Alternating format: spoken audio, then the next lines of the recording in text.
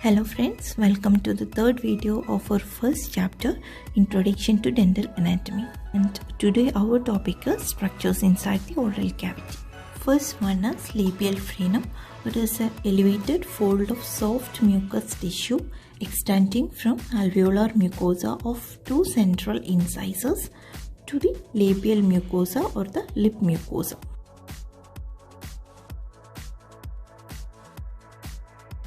So we have two labial frenums, superior labial frenum and an inferior labial frenum.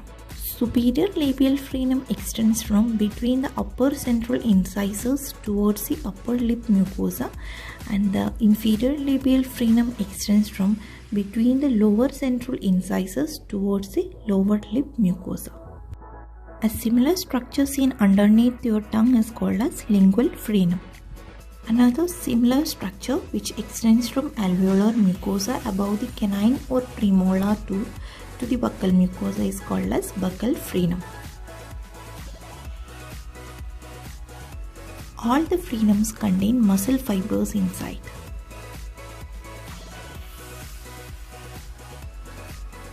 Another important structure inside the oral cavity is maxillary tuberosity. It is a small rounded extension of bone covered with soft tissue posterior to the last maxillary tooth. A similar structure called retromolar area is a triangular area of bone covered with soft tissue just posterior to the last mandibular tooth. Another elevated soft tissue structure which lies along the midline about 1 cm behind the upper central incisors is called as incisive papilla. It covers an important structure called nasopalatine foramen, which is the exit point of nasopalatine nerves and blood vessels. Another paired raised soft tissue structure which runs transversely along the anterior part of the hard palate is called as palatine rugae.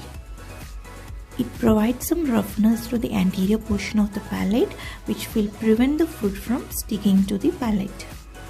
A teardrop shaped structure called uvula is a downward projection of soft palate comprised of connective tissue, muscles and salivary glands. It prevents the food and liquid from entering into the nose while we have our food. From uvula, a raphe or a ridge runs along the midline towards the incisive papilla, which is called as mid-palatine raphe. On either side of the oropharynx, there are pillars of muscular tissues called arches of Fosses. Anterior one is called as anterior pillar of Fosses, which is also known as palatoglossal arch or glossopalatine arch. Anterior pillar of Fosses extends from uvula towards the side of the base of the tongue, and it is formed by a projection of palatoglossal or glossopalatine muscles with its covering mucous membrane. Next one is posterior pillar of Fosses or pharyngopalatine arch or palatopharyngeal arch, and it is formed by a projection of palatopharyngeal muscle and its covering mucous membrane. Masses of lymphoid tissue or defense tissue located between the anterior and posterior pillar of Fosses is called as palatine tonsil. Another structure that is located at the junction of hard and soft palate are fovea palatinus. They are two small indentations, one on either side of the mid-palatine raphe. They are formed by the union of several minor mucous salivary gland ducts. It aids in determining the posterior border of a maxillary complete denture.